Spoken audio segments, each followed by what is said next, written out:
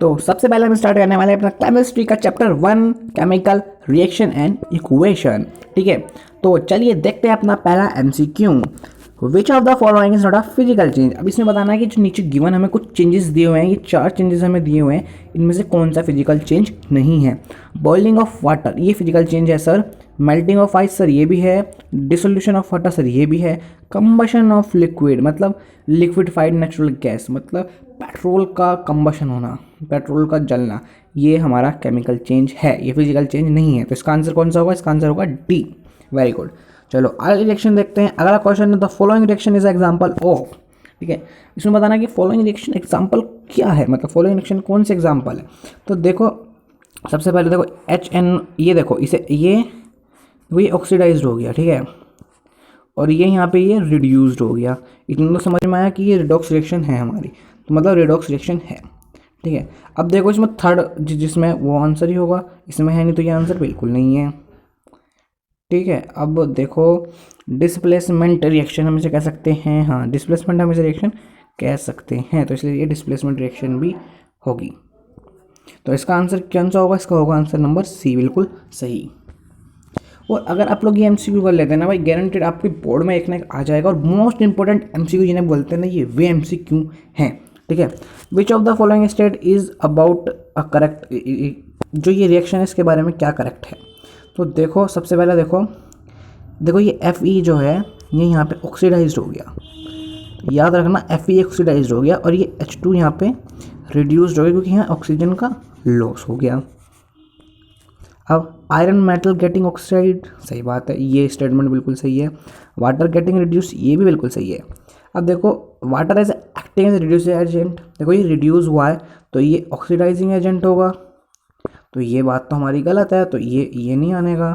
ठीक है, अब water is acting oxidizing agent, हाँ ये होगा, तो इसका कौन सा होगा जिसमें फर्स्ट सेकेंड और फोर्थ आएगा, मतलब सी वाला ऑप्शन इसका सही है। अब अगला question, which of the following is process exothermic, कौन सा है इनमें से गिवन में से एक्सोथर्मिक कौन से हैं। पहला है क्विक लाइम का वाटर, हाँ ये एक्सोथर्मिक था, ये हमने पढ़ा था सर कि CaO जब रिएक्शन करता है H2O के साथ तो बहुत ज़्यादा हाईली एक्सोथर्मिक रिएक्शन होती है ये। Dilution of acid sir yes, ये भी हमने पढ़ा था, क्योंकि जब हम एसिड को मिलाते हैं पानी में तो बहुत ज़्यादा हीट रिलीज होती है, तो ये भी होगा, मतलब ये दोनों ही सही हैं। तो फर्स्ट और सेकंड वाला, फोर्थ वाला ऑप्शन बिल्कुल सही होगा। तो अपने अगले एमसीक्यू की तरफ बढ़ते हैं। ठीक है, तो अगला एमसीक्यू है हमारा, देखो 3 beakers are labelled ABC, each containing 25 ml of water were taken, a small amount of NaOH, anhydrous CuSO4 and NaCl were added to the beaker ABC respectively। मतलब हमारे पास 3 बीकर हैं, मान के चलो हमारे पास 3 बीकर हैं ABC। ठीक है, इसमें हमने क्या मिलाया? NaOH। ठीक है, इसमें हमने क्या मिलाया? CuSO4। ठीक है, और इसी वाले में हमने क्या मिलाया? इसमें हमने मिलाया NaCl। ठीक है,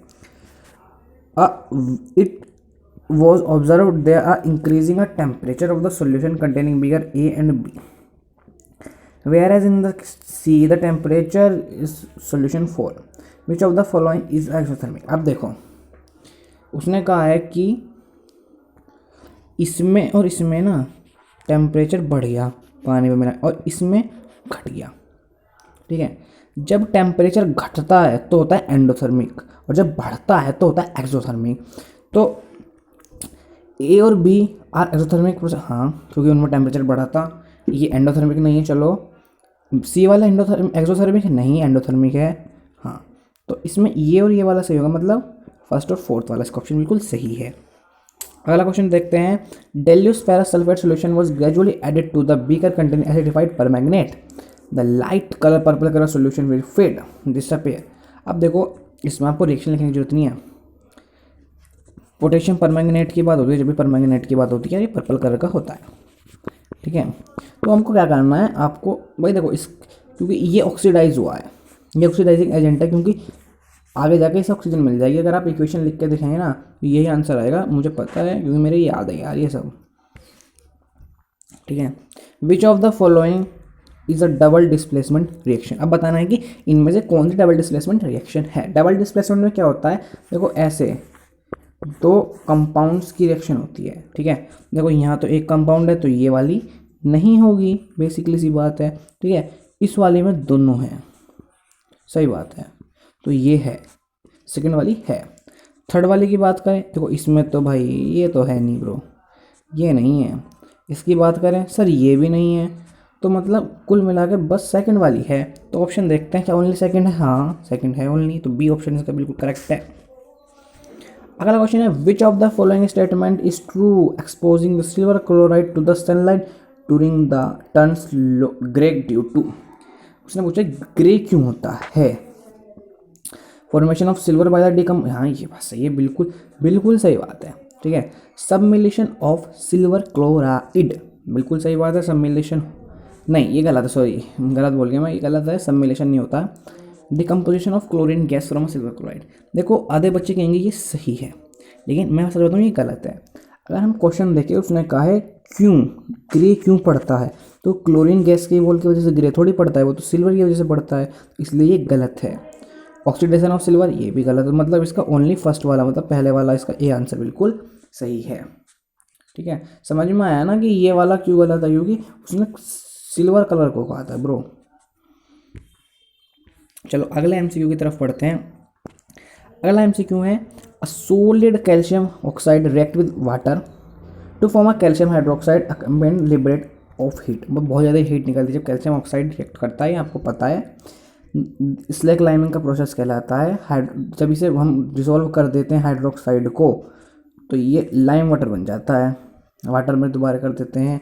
तो इसमें से कौन सी करेक्ट ट्रूथ है, मतलब जो ट्रू है इस वाले, जो हमारे ऊपर ये वाली बात हुई है ना, बेसिकली बात सिर्फ इसकी पूछी गई है, इसके बारे में क्या हमारा ट्रू है ये बताना है। तो देखो इट इज़ एंडोथर्मिक प्रोसेस, नहीं ब्रो ये एक्सोथर्मिक प्रोसेस, क्योंकि इसमें बहुत ज़्यादा हीट रिलीज होती है, तो ये गलत है। एंडोथर्मिक जी हाँ ये है। रिजल्टिंग पीएच, पीएच क्या होगी, अब देखो एक पीएच क्या होगी, ये है CaOH, तो ये हमारा क्या है, ये हमारा एक बेसिक सॉल्ट है, ठीक है। ये बेसिक है तो पीएच कितनी होगी, 7 से ज़्यादा होगी। तो pH of resulting solution is more than 7, हाँ ये भी बात सही है। लेस देन 7 नहीं, तो मतलब सेकंड और थर्ड इसका होगा वो आंसर है बी। अगला क्वेश्चन है, barium chloride on heating with ammonium sulphate to form a barium sulphate and the ammonium chloride, which of the following is correctly represent the equation, ठीक है। अब देखो बैरियम क्लोराइड है, मतलब BaCl2 है प्लस अमोनियम NH3 और NH32SO4 है, ठीक है। इनकी रिएक्शन करवा रही है, रिएक्शन नहीं करनी है हमें बस इतना ही देखना है। देखो ये डबल डिस्प्लेसमेंट हो रही है, हाँ हो रही है, और डबल डिस्प्लेसमेंट को प्रेसिपिटेशन भी कहते हैं, तो इसका आंसर होगा कौन सा, सेकंड और fourth. Electrolysis of water is a decomposition reaction, हमें पता है। The molar ratio of hydrogen and oxygen gas liberate during electrolysis, क्या होता है ये बताना है हमें। तो अब याद की, देखो इसे ऐसे याद मत रटो मत, इसे देखो, अगर हम रेशियो निकालें तो 2:1 ये एक ही है, तो क्या रेशियो आएगा 2:1, रटने की जरूरत है, तो इसका आंसर यही होगा यार। अगला क्वेश्चन है, which of the following is an endothermic process, मतलब जिसमें हीट इवॉल्व नहीं हो रही, हीट कंज्यूम है। डाइल्यूशन ऑफ एसिड, ब्रो इसमें तो हीट रिलीज होती है, तो ये तो नहीं है आंसर, आंसर गलत है। सबमिशन ऑफ डाई आइस, हाँ ये बिल्कुल सही है। कंडेंसेशन ऑफ वाटर इवेपोरेशन, ये नहीं है। इवेपोरेशन ऑफ वाटर, हाँ ये है, तो मतलब इसका आंसर डी है, सेकंड और fourth. In a double displacement reaction between the aqueous potassium iodide and lead nitrate, activity number 2 है, ठीक है। Yellow PPT formed of lead nitrate is formed while performing the activity if the lead nitrate is not available.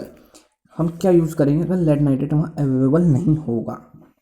अब देखो lead है तो lead से replace करेंगे, ठीक है। पोटेशियम सल्फेट, नहीं ब्रो लेड नहीं है ये, इसमें भी लेड नहीं है। अब यहाँ बचते हैं 2 लेड के, लेड एसिटेट और लेड सल्फेट जो इनसोल्यूबल है। अब देखो लेड सल्फेट इनसोल्यूबल है, तो जब वो इनसोल्यूबल है तो रिएक्शन नहीं करने का, नो रिएक्शन, रिएक्शन ही नहीं होने की, तो इसे भी नहीं ले सकते हम, नो रिएक्शन, रिएक्शन ही नहीं करने का, तो बचा क्या हमारा लेड एसीटेट, ये इसका आंसर करेक्ट है। ठीक है, चलो अगला एमसीक्यू पे चलते हैं। अगला एमसीक्यू है which of the following gas can be use to storage fresh. ये आपका आउट ऑफ सिलेबस क्वेश्चन है, ये आपका आउट ऑफ सिलेबस है। ठीक है, तो इसे हम नहीं करेंगे। अगला क्वेश्चन देखो, विच of the following reaction is use for preparation of oxygen gas in laboratory. ठीक है, ये प्रोसेस है जिससे हम ऑक्सीजन गैस लेबोरेटरी में बना रहे हैं। ठीक है, अब क्या पूछा है उसने क्वेश्चन, कौन सी करेक्ट है इसके बारे में। ठीक है, अब देखो सबसे पहले आप देखो कि ये एक थर्मल डिकम्पोजिशन रिएक्शन है, ये इसमें बताना होगा। देखो, it is a decomposition reaction and endothermic in nature. और आप लोगों ने पढ़ा होगा जो डिकम्पोजिशन होती है एंडोथर्मिक होती है नेचर में, तो इसका यही आंसर है। मैं और पढ़ूंगा भी नहीं क्योंकि ये पहला सही है। चलो आगे देखते हैं, which of the following process involve in the chemical reaction. अब बताना कि इनमें से कौन सा प्रोसेस है जो केमिकल रिएक्शन कर सकता है। अगर हम अपने गैस घर में सिलेंडर के अंदर गैस रखें ऑक्सीजन, तो क्या उसमें रिएक्शन होगी। एक तरह से मान लो, जैसे कि एक तरह से इसका एग्जांपल दो, तो आपके पास एक गिलास है, आप इसमें वाटर भर रहे हैं, तो क्या इसमें आपकी कोई इक्वेशन हुई है, नहीं ना, इसलिए इसका ये आंसर गलत है। ठीक है, दूसरा है लिक्विफाइंग ऑफ एयर, ये मेरे को पता नहीं, देखो ये आपको मान लो पता नहीं है, अभी इसे बाइकआउट करो। की petrol in China disc in open. अगर आप चाइना डिस्क में पेट्रोल रख देंगे, चाइना डिस्क में आप पेट्रोल रख देंगे, तो क्या होगा, कुछ भी नहीं होने का, ये उड़ जाएगा, इसमें कोई रिएक्शन नहीं होने की। Heating of copper wire in the presence of air. लेकिन अगर आप कॉपर वायर को हिट करेंगे, मतलब Cu+O2, ये रिएक्शन बनेगी। हाँ, ये आपने पढ़ी भी है। ठीक है, ये रिएक्शन आपने पढ़ी भी है, तो इसका आंसर यही होगा, डी वाला। अगला क्वेश्चन देखते हैं, in which the following chemical equation the एवरेशिएट representation of correct statement of the reactant and product. अब देखो इसमें बताना कि कौन सा बिल्कुल सही है इन चारों में से। और यहाँ देखो ये सब सेम है, बस जो ये हमारी स्टेट है ना, ये स्टेट बतानी है किसकी सही है। अब देखो हाइड्रोजन लिक्विड नहीं है, ये गलत हो गया।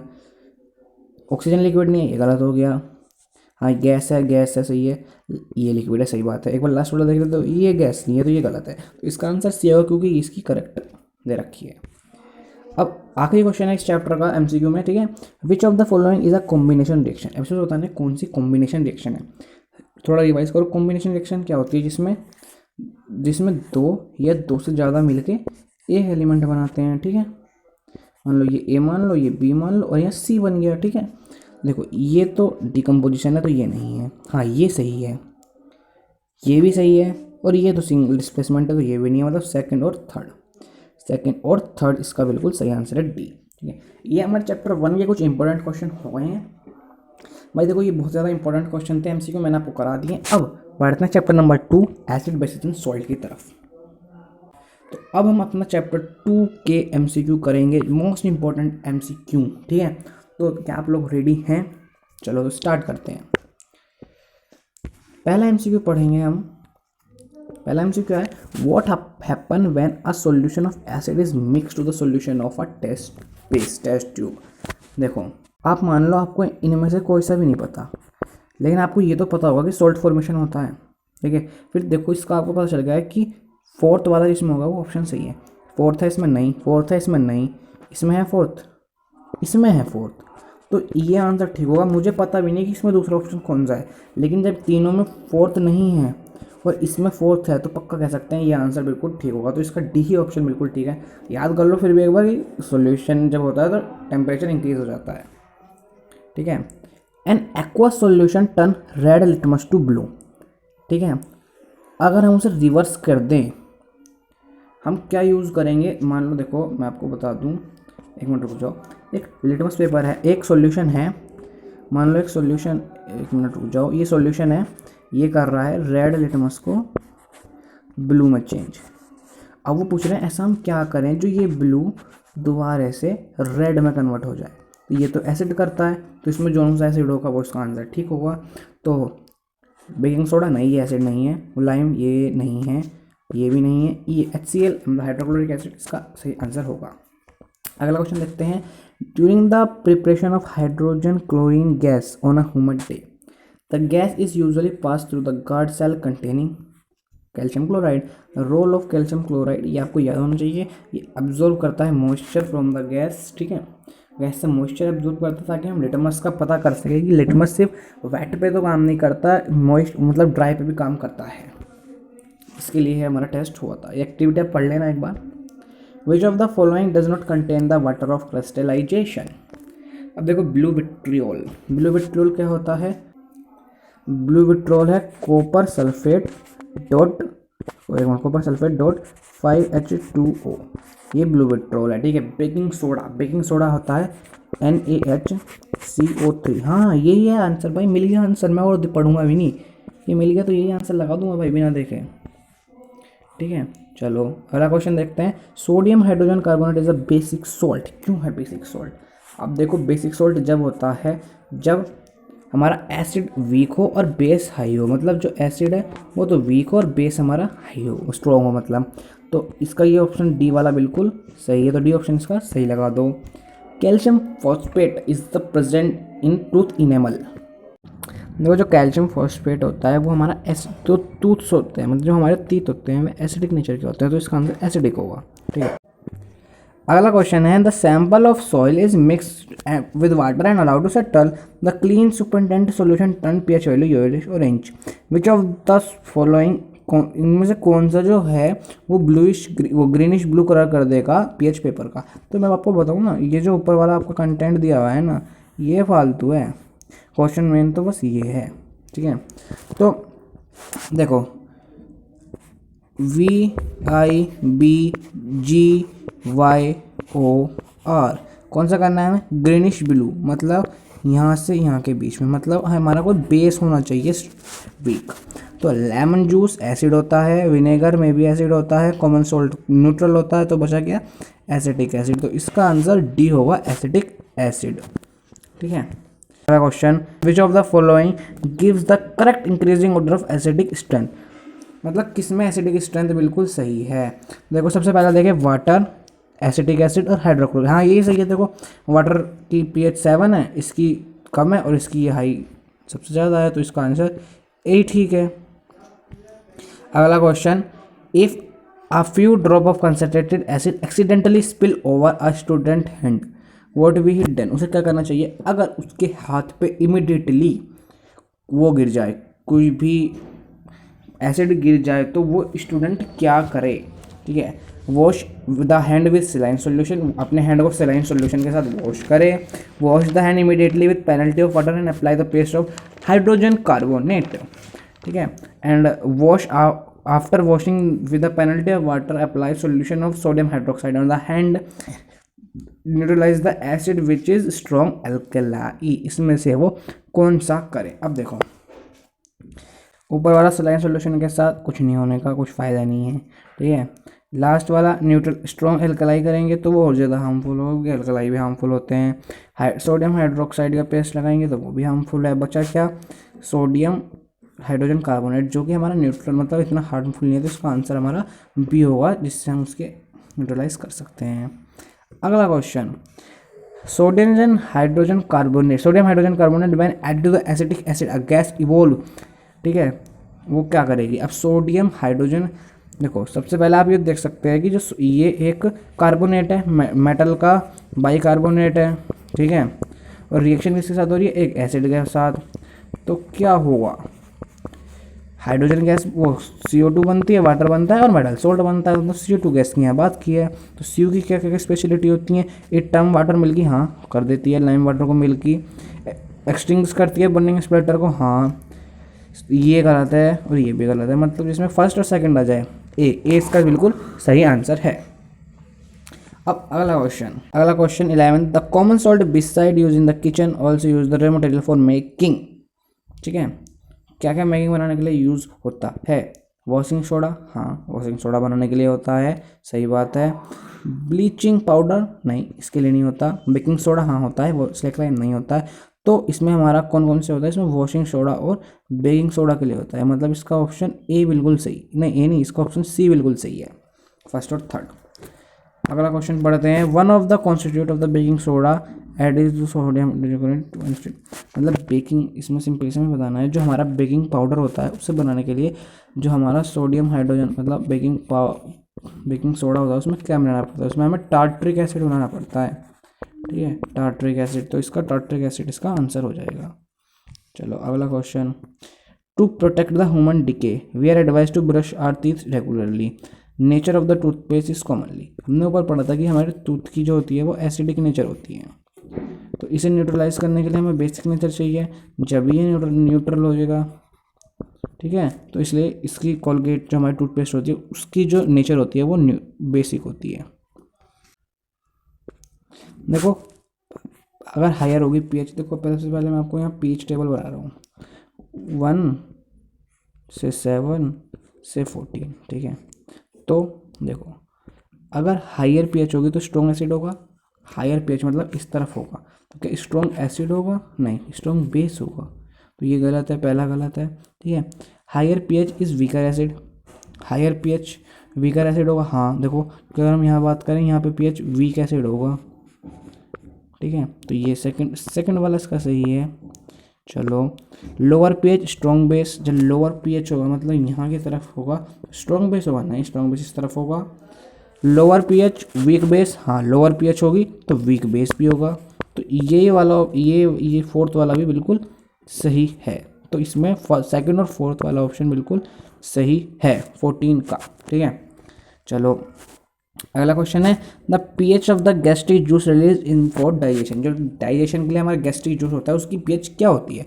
अब देखो इसमें होता है हमारा गैस्ट्रिक जूस में होता है हमारा HCl एसिड, तो इसकी जरूर ये एसिडिक होगा तो इसकी पीएच 7 से कम होगी। ठीक है, अगला क्वेश्चन है।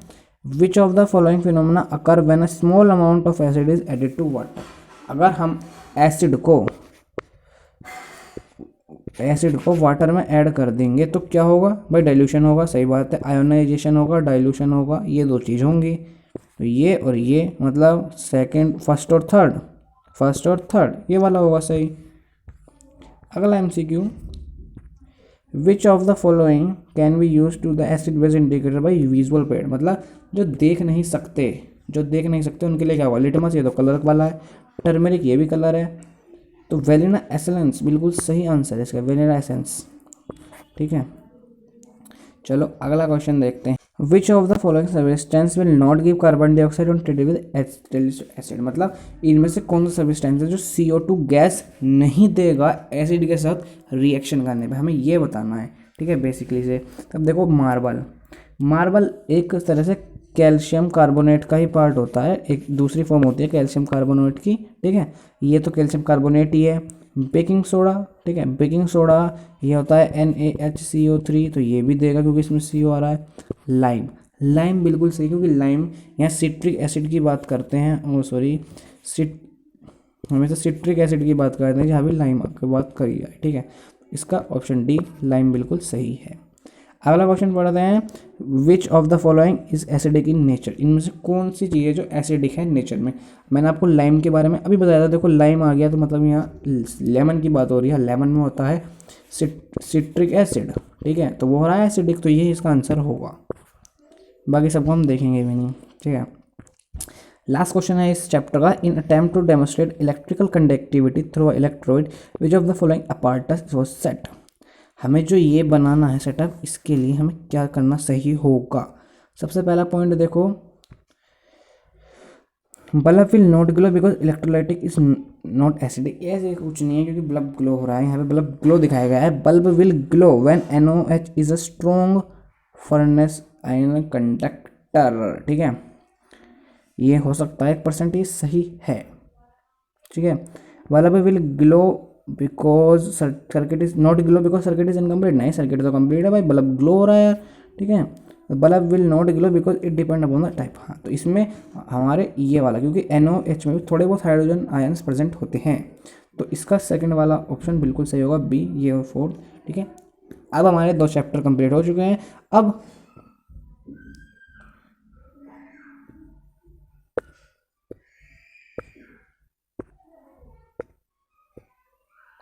हमारे 2 चैप्टर कंप्लीट हो सकते हैं। अब हम तीसरे चैप्टर की तरफ मेटल नॉन मेटल की तरफ बढ़ने वाले हैं।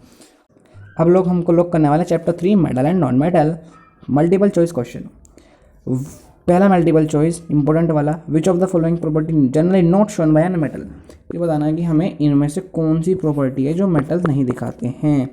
तो इलेक्ट्रिकल कंडक्टिविटी मतलब इलेक्ट्रिसिटी कंडक्ट करना, सोरोनेस, शाइन तो देखो होते हैं मेटल शाइन होते हैं जब भी इनकी ज्वेलरीज होती है, जैसे गोल्ड है, गोल्ड शाइन की वजह से बनाया जाता है, गोल्ड के नेकलेस वेकलेस।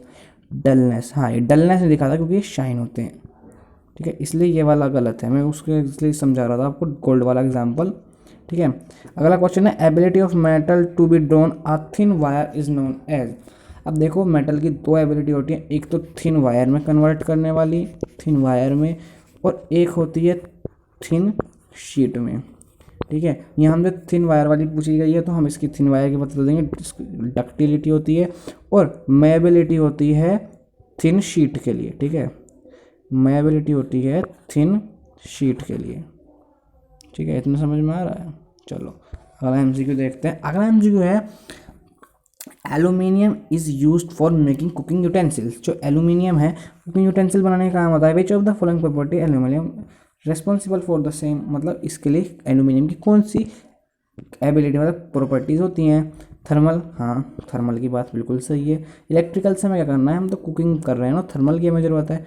डक्टिलिटी थिन शीट से हमें कुछ नहीं करना, तो ये भी नहीं होनी चाहिए, मतलब ये होनी चाहिए, ये नहीं होनी चाहिए, ये नहीं होनी चाहिए। हाई मेल्टिंग पॉइंट, हाँ मान लो लो मेल्टिंग पॉइंट होगा, मान लो लो पॉइंट में मेल्टिंग पॉइंट होगा तो ये तो हमारी मेल्ट हो जाएगा अगर हम क्या नाम है उससे कुकिंग करेंगे। तो इसका आंसर फर्स्ट और फोर्थ है, मतलब कि ऑप्शन नंबर डी, ठीक है।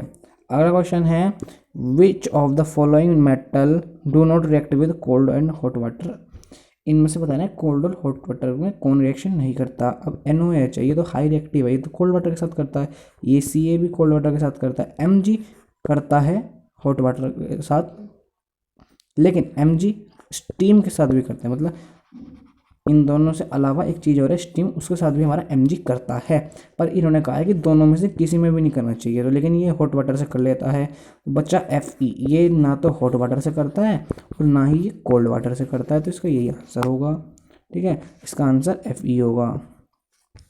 चलो अगला question, which of the following oxidize is of iron, oxide of iron would be obtain proclaimed in the steam. जब हम आयरन की रिएक्शन करते हैं स्टीम से, जब हम आयरन की रिएक्शन स्टीम से करते हैं तो हमारा यहाँ Fe3O4 बनता है, ठीक है। इसका कौन, तो इसका आंसर वही होगा Fe3O4, और इसका नाम आप लोग मुझे कमेंट में कमेंट करेंगे, ठीक है। अगला क्वेश्चन है which of the what happen when calcium is treated with water. क्या होगा जब कैल्शियम वाटर के साथ ट्रीटेड किया जाएगा। देखो क्या होगा, देखो it does not react with water, ये गलत है, वाटर के साथ रिएक्ट करेगा ब्रो, कोल्ड वाटर के साथ। It react violently with water, violently नहीं, इतनी तेज नहीं करने का। इट रिएक्ट लेस वायलेंटली, हाँ बबल होंगे जब भी वो फ्लोट करता है उसके ऊपर। तो इसका आंसर हमारा ये दोनों सही है, मतलब थर्ड और फोर्थ, मतलब डी ऑप्शन इसका बिल्कुल सही है। अगला क्वेश्चन है generally metals react with acid to give a salt and hydrogen, which of the following acid does not give hydrogen on reacting with metal except magnesium and manganese. मतलब हमें बताना है इसमें से कौन सा एसिड ऐसा है जो मेटल के साथ रिएक्शन करने के बाद हाइड्रोजन नहीं देता है, हाइड्रोजन गैस नहीं देता है। तो वो NaH नाइट्रिक एसिड है, क्योंकि वो ही नहीं करता है इन दोनों के अलावा किसी के साथ भी, ठीक है। अगला क्वेश्चन है decomposition of aqua regia, composition of aqua regia का कॉम्पोजिशन एक्वारेजिया का, ठीक है।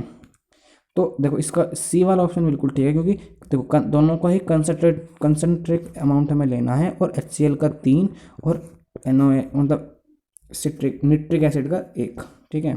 अगला क्वेश्चन है हमारा विच of the following is not a ionic compound. Ionic compound क्या होते हैं, जो मेटल और हमारे नॉन मेटल की रिएक्शन से बनते हैं, ठीक है। तो KCl ये हमारा आयोनिक है, ठीक है। HCl ये हमारा आयोनिक नहीं है।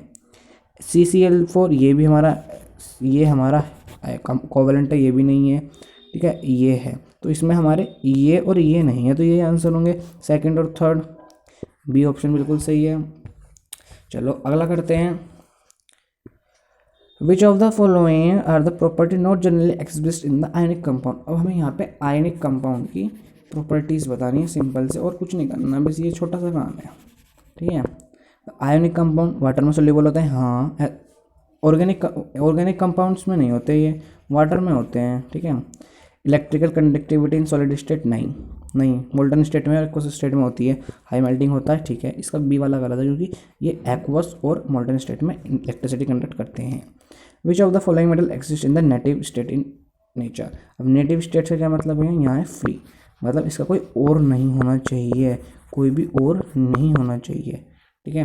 तो सी यू भाई करता है Cu2s में, ठीक है। Ag ये नहीं करता, इसका ये होगा एक तो, ठीक है, और एक ये होगा, ये दोनों नेटिव स्टेट में पाए जाते हैं। तो इसका आंसर गोल्ड और सिल्वर होगा आपका, मतलब सेकंड और फोर्थ सी इसका सही आंसर है, ठीक है। अगला क्वेश्चन है, metal are refined by using a different method, which of the following metal refined by electrolytic refining.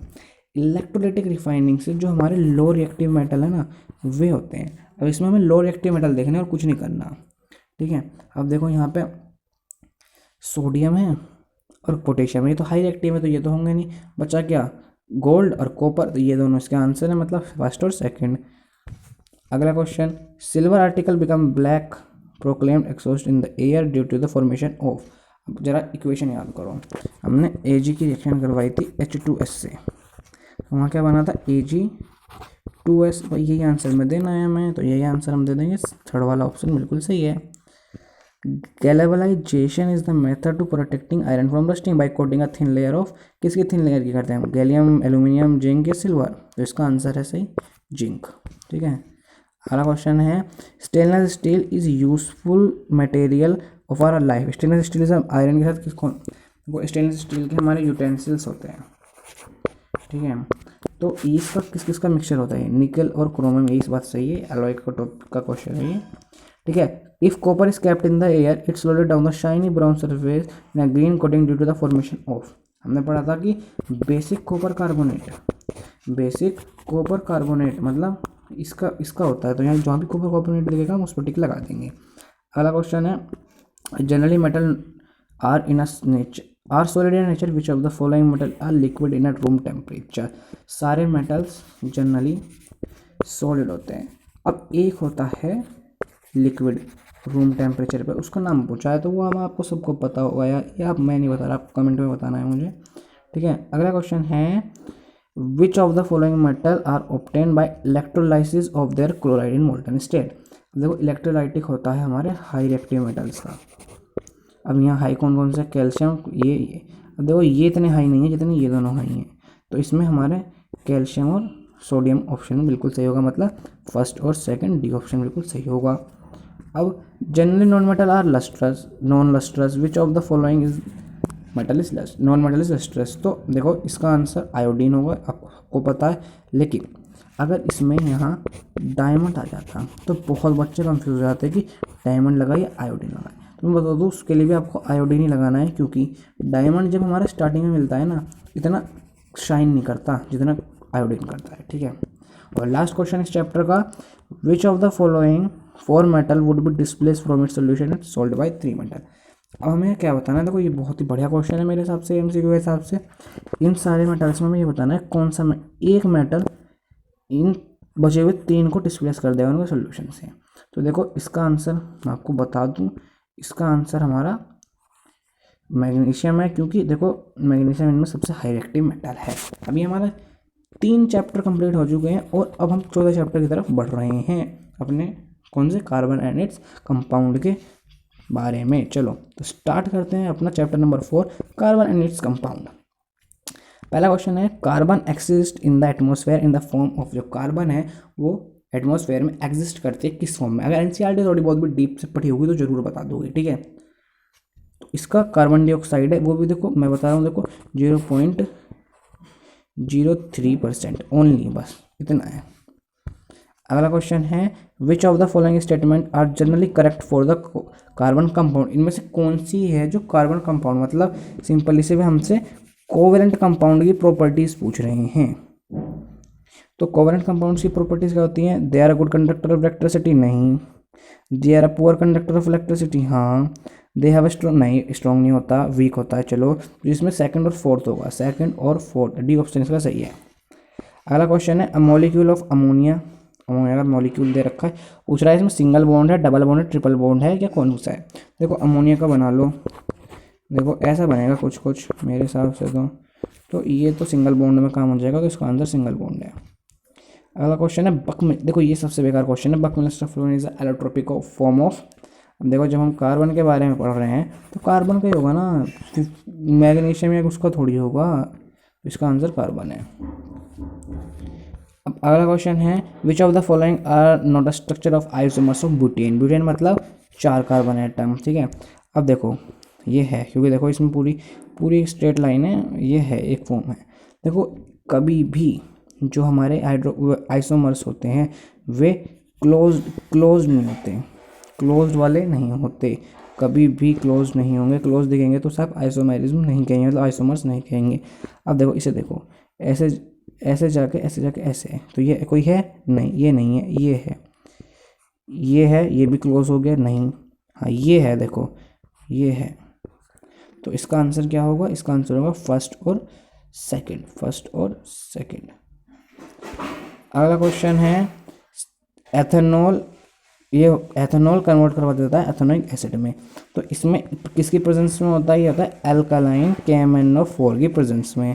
तो एल्कालाइन KMnO4 क्या करता है? रिड्यूसिंग एजेंट है, ऑक्सीडाइजिंग एजेंट है, कैटालिस्ट है, या डिहाइड्रेटिंग एजेंट है? तो वो है हमारा ऑक्सीडाइजिंग एजेंट, क्योंकि वो क्या करता है, वो एक अपन ऑक्सीजन को इसमें ऐड करवा देता है, बस। अगला क्वेश्चन है oil on treating with hydrogen in the presence of palladium and निकल इज एग्जाम्पल ऑफ। देखो हमने कुछ ऐसा पढ़ा था कि यहाँ एक अनसैचुरेटेड हाइड्रोकार्बन था और हमने इसमें हाइड्रोजन की ऐड कर दी थी, और उधर हमारा क्या बन गया था? उधर हमारा सैचुरेटेड हाइड्रोकार्बन बन गया था। तो क्या ये कौन सी रिएक्शन हुई थी हमारी? ये एग्जाम्पल आपको रिएक्शन लिख के ये एडिशन रिएक्शन थी। अगला क्वेश्चन है which of the following are the OH किसका फंक्शनल ग्रुप है? OH याद रखो, OH एल्कोहल का है, OH एल्कोहल का है। तो आप इसमें से बताना कौन सा इसमें है। अब अल्कोहल के लिए ओल आता है, एथेनॉल, तो इसमें ब्यूटेनॉल, इसका आंसर बिल्कुल सही है। अगला क्वेश्चन है सोप, अगला क्वेश्चन है द सोप मॉलिक्यूल है, सोप मॉलिक्यूल में क्या होता है? हाइड्रोफिलिक हेड होता है, या हाइड्रोफोबिक टेल होता है, या हाइड्रोफोबिक हेड होता है, या हाइड्रोफिलिक, तो इसका पहला ही सही है, हाइड्रोफिलिक हेड और हाइड्रोफोबिक टेल, ठीक है। अगला क्वेश्चन है which of the following is correctly representation of electron structure of nitrogen.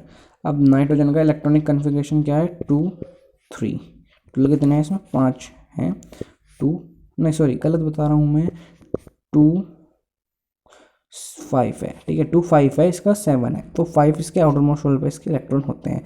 अब अगर मैं 2 की बात करूं तो देखो ये 2 नाइट्रोजन है, देखो ये देखो ये 1 2, ये 1 2। अब देखो ये इसका करेक्ट एक्सप्लेनेशन होगा, तो जहाँ भी ऐसा दिख जाएगा उसे हम टिक लगा देंगे। तो ऐसा हमारा डी में सही है, तो डी इसका आंसर बिल्कुल सही है। Structure formula of ethyne, ethyne का स्ट्रक्चर फॉर्मूला बताना है। अब देखो इथाइन के पीछे क्या लग रहा है? EYN, मतलब ये एक अनसैचुरेटेड हाइड्रोकार्बन है, वो भी ट्रिपल बॉन्ड वाला, तो मतलब इसमें C और C के बीच में ट्रिपल बॉन्ड होगा और एक H होगा और एक H होगा, जिसमें ये होगा वो आंसर ठीक है, और वो आंसर हमारा ए ही ठीक है। अगला क्वेश्चन है identify the unsaturated compound from the following. Unsaturated compound वे होते हैं जिसमें ये तो डबल बॉन्ड हो या उनमें ट्रिपल बॉन्ड हो। तो प्रोपेन ये तो नहीं है, एन आ रहा है, ये भी नहीं है, दोनों में सिंगल बॉन्ड है। आइन और इन ये दोनों हैं, मतलब सेकंड और थर्ड वाला है, तो जिसमें सेकंड थर्ड होगा वो इसका आंसर बिल्कुल सही है, डी ऑप्शन इसका बिल्कुल सही है। अगला क्वेश्चन बढ़ते हैं chlorine react with saturated hydrocarbon at the room temperature in the presence of, किसकी प्रेजेंस में करते हैं? सबसे पहले ये याद आना चाहिए कि ये रिएक्शन कहाँ हमने पढ़ी थी, ये रिएक्शन हमने पढ़ी थी सब्स्टिट्यूशन रिएक्शन में। सब्स्टिट्यूशन में क्या था?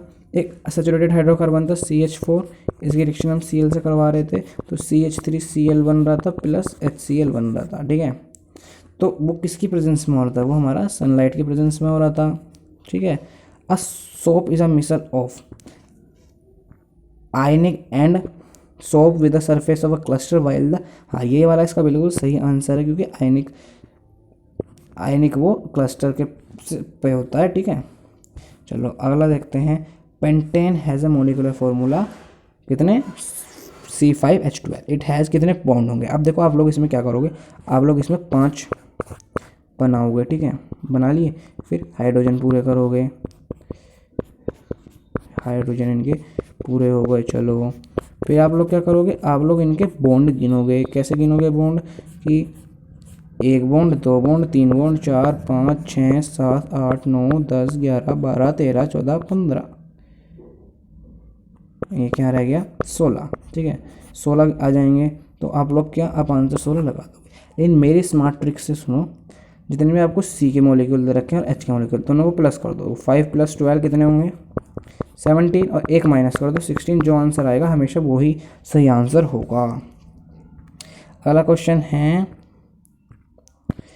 Structural formula of benzene. Benzene का स्ट्रक्चरल फार्मूला तो पहले खुद बना लो।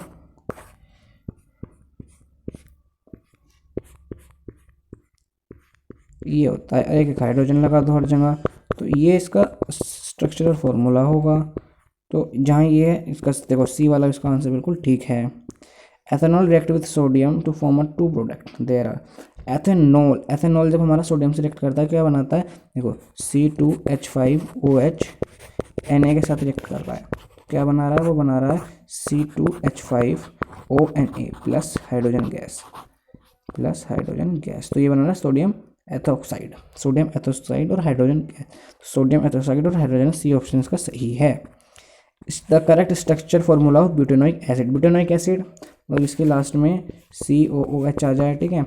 अब ब्यूट मतलब 4, हमने सबसे पहले 4 कॉमन बना लिया, यहाँ OH लगा लिया, यहाँ O लगा लिया, वैलेंसी पूरी कर दी।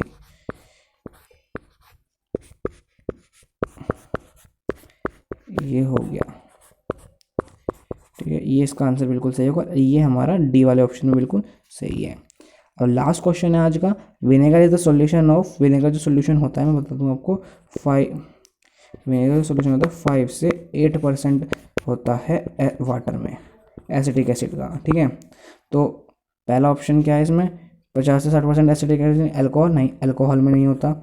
ये देखो ये 8 से, लेकिन ये वाटर अल्कोहल में रखा, ये भी नहीं है, ये वाला सही है वाटर में। तो आज के लिए इतना ही, अगले वीडियो में पढ़े और इसके बारे में आगे की जो बायोलॉजी है अगले वीडियो में पढ़ेंगे। तो वीडियो को लाइक कर देना फिलहाल के लिए।